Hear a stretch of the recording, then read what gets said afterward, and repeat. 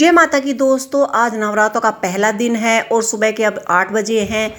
तो हम माता रानी की चौकी लगाने वाले हैं। स्नान करके सभी पूरे परिवार स्नान करके नहा धो के पूजा के लिए तैयार है। तो पहले दिन की पूजा में बहुत ज़्यादा वक्त लगता है, क्योंकि पहले दिन पूरी तैयारी की जाती है। माता रानी की चौकी सजाई जाती है। माँ दुर्गे की चौकी सजाने में हम जितने मन से, सच्चे मन से माता की 9 दिन के लिए 9 दुर्गा की चौकी लगाएंगे और जितनी तैयारी करेंगे उतना ही अच्छा है। क्योंकि सारा काम करने के बाद जब हम पूजा के लिए बैठते हैं, पूजा में 1 घंटा 2 घंटा काफ़ी टाइम लग जाता है। तो आप पूजा में तभी बैठे, तभी अपनी पूजा की स्थापना करें जब आपके पास इतना वक्त हो। तो जब भी आप पूजा करें या हवन करें या जागरण करें या आप कीर्तन करें, उसमें आपको वक्त लगना ही है। अगर आप भगवान की पूजा में अपना ध्यान दे रहे हैं, भगवान की पूजा कर रहे हैं, जैसे माता के नवरात्रे हैं, तो आप पूरी श्रद्धा से, वक्त के साथ और सच्चे मन से आप पूजा करें। तो यहाँ हमने लाल रंग की चौकी, यहाँ पर लाल रंग का कपड़ा बिछाकर हमने चौकी तैयार कर ली है। माँ दुर्गा के दुर्गा के नवरात्रे हैं, तो हमने यहाँ पर अच्छे से जितना हो सके हमने डेकोरेट कर दिया है। इसके बाद हमने यहाँ पर आम की टहनी ले ली है, आम पत्र ले लिए हैं। अगर आपको मिल जाए तो बहुत अच्छा है, नहीं तो आप अशोक के पत्ते जो आते हैं उसे भी ले सकते हैं। और इस तरह से पहले दिन में बहुत ज़्यादा टाइम लगता है। तो हम सोचते हैं कि जब हमें कोई नियम लेना होता है, हमें माता रानी के 9 दिन व्रत रखने होते हैं, तो क्यों ना पूरी श्रद्धा और भावना और सच्चे मन से करें। तो यहाँ पर मैंने कलश स्थापना करने के लिए कलश में शुद्ध जल और गंगा जल डाल दिया है। आम पत्र पे मैंने रोली लगा दी है। और इस तरह से आप नारियल को रखिए कि नारियल का मुख हमारी तरफ हो, सीधा होना चाहिए, नारियल का मुख उल्टा नहीं होना चाहिए। क्योंकि कहा जाता है कि नवरात्रों के दिन में जितना मनुष्य दीप धूप से पूरी तैयारियों के साथ जितनी पूजा करता है, माता रानी उसका दुगना फल देती है। तो पहले दिन आप कैसे अपने घर पे तैयारी करेंगे नवरात्रों की, कैसे करनी चाहिए, वो तो आपकी इच्छा के ऊपर निर्भर है। और आप ऐसे ही कीजिए जैसे आपके घर पे माता रानी की पूजा होती हो। मैंने यहाँ पर 9 गिरह बना लिए हैं। आपके यहाँ पर अगर आप चौकी पर 9 गिरह बनाते हो तो आप अवश्य बनाइए। इसके ऊपर हम एक एक सुपारी स्थापित कर देंगे। उसके बाद ही हम गंगा जल से चौकी को शुद्ध करेंगे। शुद्ध करने के बाद हम यहाँ पर गणेश जी की स्थापना करेंगे, लक्ष्मी जी की स्थापना करेंगे और इसके बाद हम दिया प्रज्वलित करेंगे। उसके बाद हमने माता की फूलों से माला बनाई है और रंग बिरंगे कई तरह के गुड़हल के, गुलाब के, यहाँ पर मैंने कई तरह के फूल लिए हैं। आपको जिस भी तरह के फूल मिल जाए, ऐसा कुछ नहीं है, क्योंकि नवरात्रों की पूजा है। नवरात्रों के पूजा में सभी तरह के फूल चढ़ते हैं। और यहाँ पर आप 9 दुर्गा को सिंदूर अर्पित कीजिए। और जो आपने ये 9 गिरह बनाए हैं, अगर आपको 16 पुत्रिकाएँ बनानी हैं तो सभी को आप सिंदूर का टीका लगाइए। गणेश जी को भी आप टीका लगाइए। और जो माता जी के लिए आपने चुनरी ली है, चुंदरी, हमें माता जी को चुंदरी उड़ानी है और गणेश जी को वस्त्र रूपी कलावा पहनाना है। क्योंकि सबसे पहले गणेश जी की पूजा ही करनी अनिवार्य होती है, जिससे कि हमारी पूजा में कोई विघ्न ना आए और हमारे परिवार में सुख शांति बनी रहे।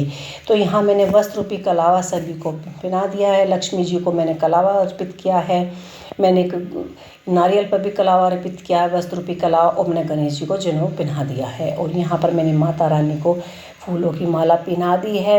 वैसे मैं गणेश जी के लिए मैंने माला बनाई है, लेकिन गणेश जी की मूर्ति छोटी है तो इसलिए माला नहीं आ पाएगी। और सभी को आप पुष्प अर्पित कीजिए, गणेश जी को, लक्ष्मी जी को, माँ दुर्गे को, और जो अपने 9 गिरह बनाए हैं वहाँ पर भी अगर कलश स्थापित किया है तो कलश पर भी आप फूल अर्पित कीजिए। और जितना हो सके पूरी श्रद्धा और भावना से चौकी को अच्छे से डेकोरेट कीजिए, अच्छे से सजाइए। जितना आप वक्त अपनी पूजा में लगाएंगे, माँ इतना ही प्रसन्न होकर आपको फल देगी। इसके बाद दुर्गा सप्तशती की बुक आती है, पुस्तक आती है, आप एक अध्याय उसका रोज पढ़ सकते हैं। और पहला जो नवरात्रा होता है, पहले दिन शैलपुत्री माता का व्रत होता है।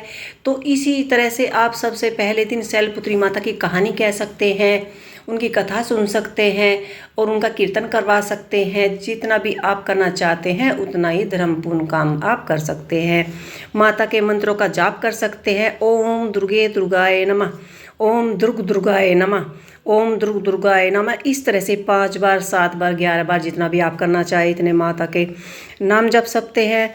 और इस तरह से आप दुर्गा माता से प्रार्थना कर सकते हैं और पूरे सच्चे मन से आप अपनी चौकी को स्थापित कीजिए। और इस तरह से हम पहले दिन की पूजा, हमने यहाँ पर दीपक लगा दिया है।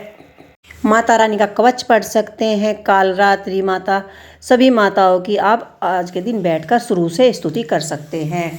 तो इस तरह से हमने यहाँ पर पूजा में सभी तैयारियां हमारी कंप्लीट हो गई हैं और अब हम जोत जलाने वाले हैं। और जोत लगाने के बाद अगर आपको अखंड जोत लगानी है तो आज से ही आप एक जोत लगाने के, जो छोटी जोत है उसके बाद आपको अखंड जोत लगानी है, क्योंकि इसी वक्त से आपकी अखंड जोत शुरू हो जाएगी और पूरे 9 दिन तक आपकी अखंड जोत चलेगी। इसी दिन से आप अखंड जोत का ध्यान रखें, व्रत रखें और कोई भी नकारात्मक कार्य जैसे प्याज है, लहसुन है, मांस, मच्छी, ऐसी चीज़ें घर में नहीं होनी चाहिए। शुद्धता का पूर्ण ध्यान रखना चाहिए और इस तरह से आप अपनी नवरात्रों की पूजा अच्छी तरह से कर सकते हैं। और जितने भी पुष्प आपने चढ़ाए आप चढ़ा सकते हैं। माता रानी को चुनरी चढ़ा सकते हैं। और इसके बाद अब हम दुर्गा सप्तशती का अध्याय पढ़ने वाले हैं। आप चाहे तो दुर्गा कवच भी पढ़ सकते हैं, दुर्गा मंत्र भी पढ़ सकते हैं, दुर्गा की कथा कहानी सभी पढ़ सकते हैं। तो इस तरह से माता को बिंदी भी लगाइए, सिंदूर लगाइए, माता के 16 श्रृंगार करिए। क्योंकि हमने सिंदूर अर्पित पहले कर दिया था, आप चाहें तो माता को 16 श्रृंगार चढ़ा भी सकते हैं और उनको पूजा से पहले उनको तैयार कर लगा भी सकते हैं। तो यहाँ पर हमारी पूजा की तैयारी होने के बाद अब हम यहाँ पर माँ दुर्गा की जो पुस्तक है उसकी कथा हम आरंभ करते हैं। तो सबसे पहले हम दुर्गा सप्तशती का पहला अध्याय पढ़ेंगे।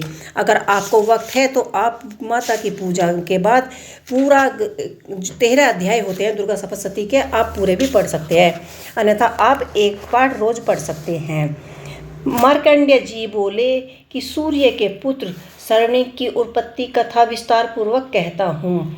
सो शरण्यक महामाया की कृपा से जिस प्रकार मनंतर के स्वामी हुए उसका यह हाल भी सुनो। पहले सोचक नामक मनंतर में चैत्रवंशी सूरत नामक एक राजा रहते थे। सारी पृथ्वी पर उनका राज्य था। वह प्रजा को अपने पुत्र के समान मानते थे।